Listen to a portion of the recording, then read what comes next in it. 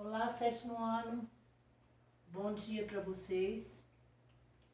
Aqui estamos novamente continuando as nossas atividades. Hoje é a correção da atividade da aula passada, né?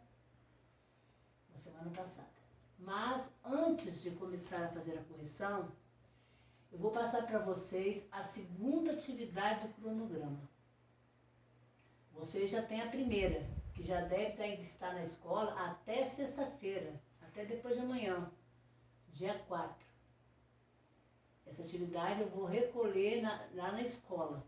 Então, se você não fez ainda, trate de fazer hoje, porque eu vou querer essa atividade para sexta-feira agora.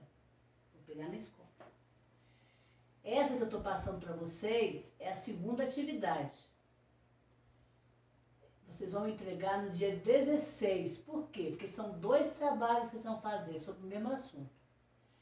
Mas aí vocês vão dizer assim, professor, você não deu a matéria ainda. Não, eu vou dar essa matéria na quarta-feira para vocês. E vocês só vão entregar o trabalho na outra quarta-feira.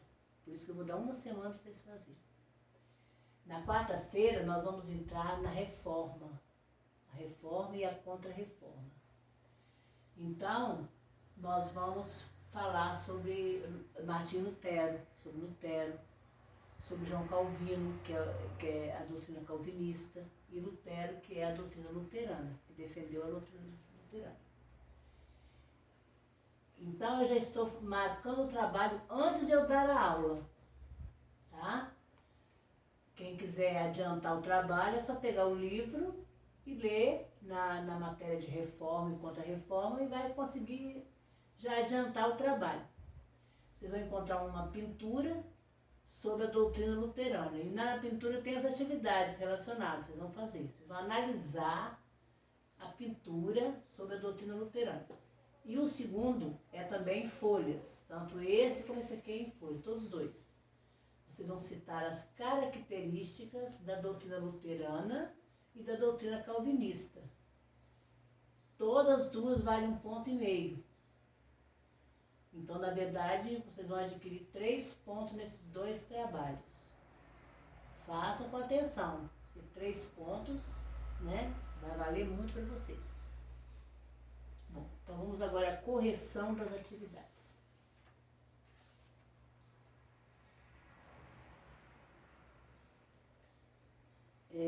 Eu pedi para vocês fazerem uma pesquisa sobre os cientistas, né? 3 cientistas. Para mim, eu citei o Ptolomeu, o Galileu Galilei e Nicolau Copérnico. Quem quiser falar sobre Leonardo da Vinci também pode falar, né? Então eu vou falar um pouquinho sobre Leonardo, mas alguém falou sobre ele, então... Leonardo da Vinci, ele afirmou que na verdade, ele era uma das figuras mais representativas do Renascimento. Ele era famoso pelas pinturas, pelas descobertas cientistas, pela criação do submarino, do helicóptero, do paraquedas, da bicicleta e etc. É lógico, vocês sabem muito bem que depois tudo isso foi aperfeiçoado. Nicolau Copérnico afirmava que os planetas giravam em torno do Sol. Ele defendeu a teoria heliocêntrica. Galileu Galilei. Ele se tornou famoso pelas suas medições, pelos seus cálculos, estudos matemáticos, né? Ele desafiou a igreja interpretando do seu modo as escrituras sagradas. Ele foi perseguido e condenado pelo tribunal da Inquisição, porque ele foi contra as ideias da igreja. Ptolomeu. Ptolomeu afirmava que o Sol é que girava em torno da Terra. Ele viveu entre os anos de 90 a 168 a.C. Bom, aí vamos para a página 88, que é a segunda atividade. Eu mandei vocês fazerem a leitura da imagem. né? Na página 88, a imagem que tem lá sobre o Renascimento, poderia fazer uma análise da imagem sobre a forma. Primeiro, a forma dela apresenta-se da seguinte maneira. As cores da imagem, elas são claras, diferente da pintura medieval, que as cores são mais fortes, né? E contrastantes. Bom, aí perguntou o que esse movimento sugere. Ele sugere movimentos no cabelo, a imagem, né? A imagem dá a impressão de quê? De que o cabelo está se movimentando. Nós já falamos sobre isso, né? Também a roupa das ninfas dá a impressão que está se movimentando. Então ele dá a ideia de movimento nas águas, nas flores, as flores que estão caindo, na posição das ninfas, dos personagens. Então é a ideia de movimento. Letra C. O que essa obra renascentista, o que a obra renascentista nos mostra? Então ela mostra o tema clássico da beleza das ninfas, das deusas, o equilíbrio das formas, a disposição simétrica dos personagens, sempre bem ordenados, ocupando a tela toda.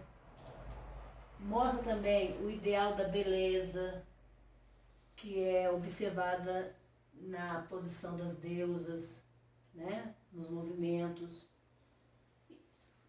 Bom, aí vem o conteúdo da obra. Qual a relação que ela tem com o Renascimento? Bom, letra A. Esses personagens foram retomados pelos renascentistas em sua busca pelos ideais e padrões de cultura clássica da antiguidade. Essa obra, ela se parece com os santos católicos, a obra que foi feita ali, as deusas, né, que estão representadas ali, se parece com os santos católicos? Não. Não por quê? As deusas não possuem auréola, né, na cabeça, como os santos, e elas apresentam características humanas. Estavam nuas e, na época, era aceito, só não era aceito nos princípios religiosos da igreja. E a letra C, que valores renascentistas que foram observados na pintura? Então a gente vê que foi observado a valorização, né, da natureza, o humanismo, a valorização da forma humana e o individualismo. Aqueles valores a gente estudou no Renascimento, presentes no Renascimento. Número 3. Acontecimentos importantes da época de Botticelli, buscando informações dos capítulos anteriores. Que acontecimentos que houve na época de Botticelli? Primeiro, a tomada de Constantinopla pelos turcos, em 1453. Houve também a passagem das grandes navegações do século XV, com viagens de Cristóvão Colombo, né? A chegada também de Vasco da Gama às Índias, a chegada de Cabral na nossa terra, o Tratado de Tordesilhas. Esses fatos todinhos aconteceram na época de Sandro Botticelli, que ele chegou a pintar, a fazer esses quadros representando essas viagens.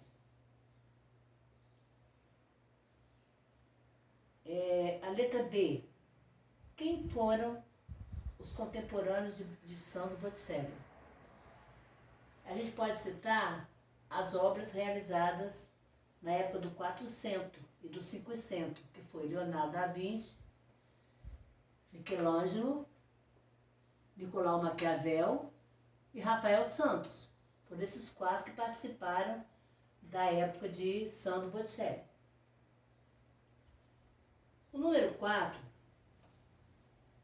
que é a última atividade, é o mapeando saberes.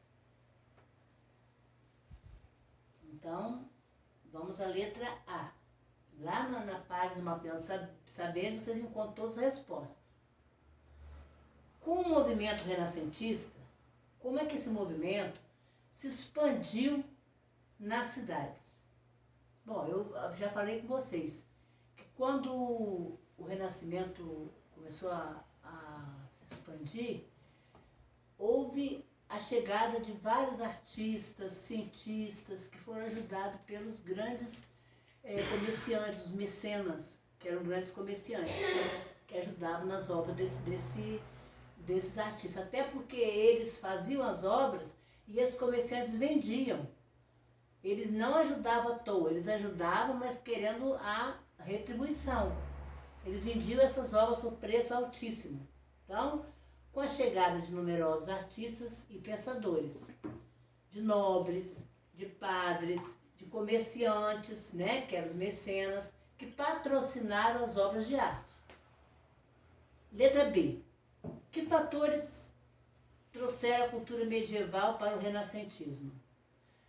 Então, que fatores lá da época medieval, da Idade Média, ajudaram na expansão do renascentismo? Então seria a religião católica, a preservação de textos que foram usados pelos renascentistas através dos copistas, né?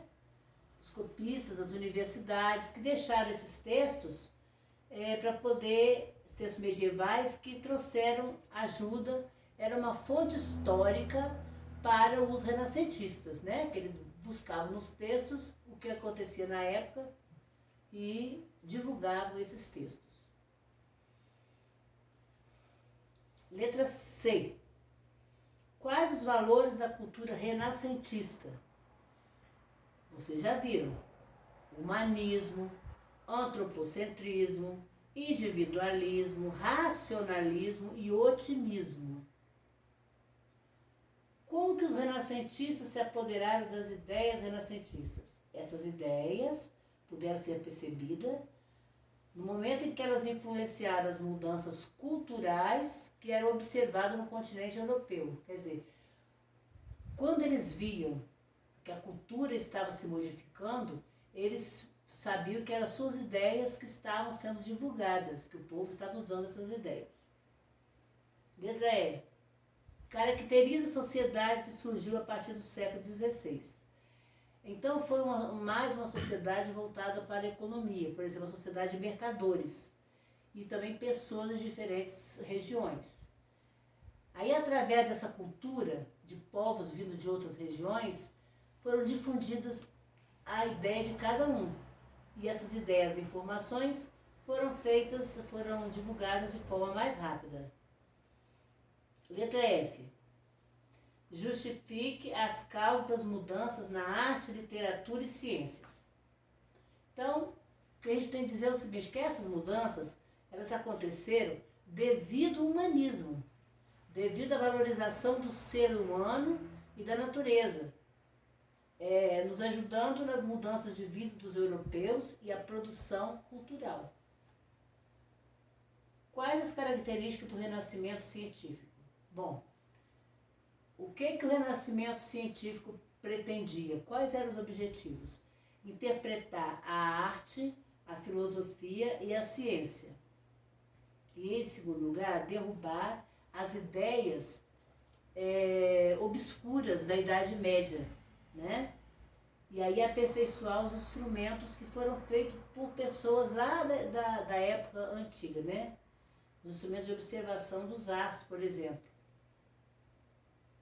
Letra H. Por que alguns observadores, como Miguel Servet e Galileu Galilei, foram perseguidos? Bom, perseguição foi porque eles desafiaram a igreja, né, interpretando do seu jeito as escrituras sagradas, para provar que elas não eram contrárias às suas ideias e teorias astronômicas. Na verdade, eles consultavam os textos, a Bíblia, porém eles também acrescentavam as suas novas ideias. A corretividade, até a próxima.